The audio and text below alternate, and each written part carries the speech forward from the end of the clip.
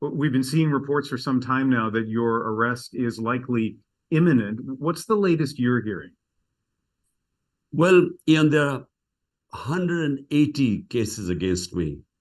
Now, someone who till the age of 70 never had one case has now in the last few months 180 cases. And the whole idea is to arrest me in one of the cases. So far, they haven't succeeded because the cases are so frivolous and bogus that when they go to court, I keep getting bails. But I think the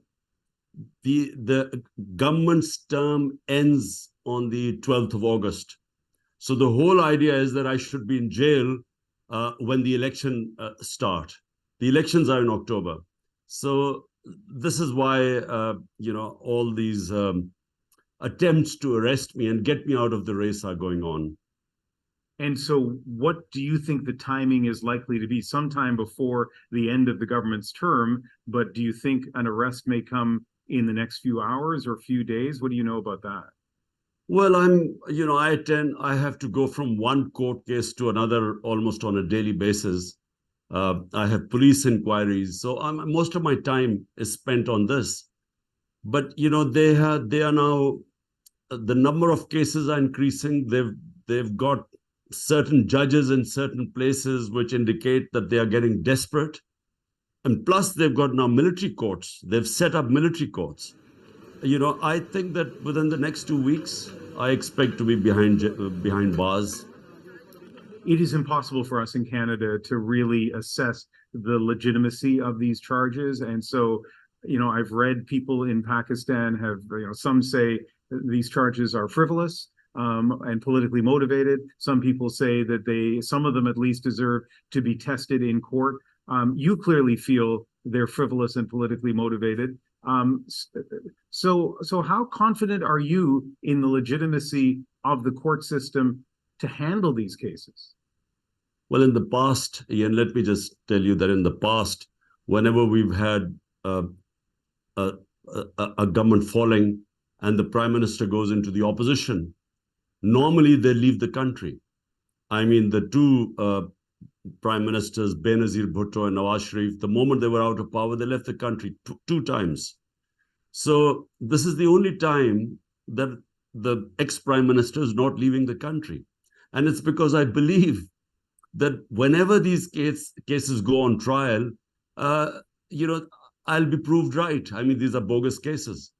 The only thing is that from the government's point, the reason why they are piling up these cases is because of the elections coming up.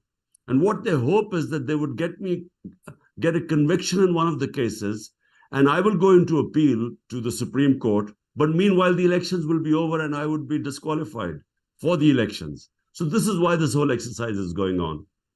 Pakistan is in a politically, strategically sensitive part of the world. It is a nuclear power. There are a lot of reasons for the West to want stability in Pakistan. What needs to happen for there to be that stability? Well, what are supposed to be the Western values? And Western values are democracy, rule of law, free speech, no arbitrary punishments, custodial torture, all these things, protecting the fundamental rights, the human rights of the people. These are Western values. All these are being violated in Pakistan. We have no democracy now. We have an undeclared martial law. 10,000 of my workers are in jail today. All my senior leadership is either in jail or in hiding. And I have 180 cases and increasing. And worst of all, there were 25 people who were unarmed protesters who were killed on the 9th of May, or 9th and 10th of May. No inquiry done on the killing of Pakistani citizens, and about over 100 have bullet wounds.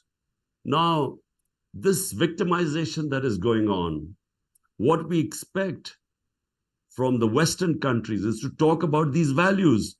The only way we will have stability in Pakistan are free and fair elections.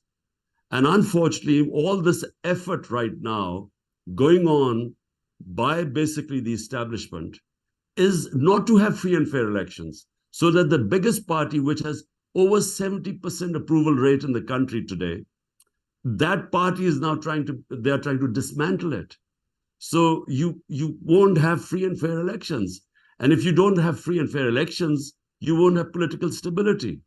And without political stability, I'm afraid we will not even have economic stability. Is there a role for Canada that you'd like to see this country play in terms of achieving stability in Pakistan? All we want is that the Canadian political leadership should speak about this dismantling of our democracy that is going on. I mean, all the values preached by the Western countries, and especially when they criticize China or Russia on human rights, all human rights are being violated. So that's all we want. We want them to speak out against the dismantling of our democracy and the violation of human rights. Mr. Khan, thank you very much for speaking with us tonight. I appreciate it. Thank you, Ian.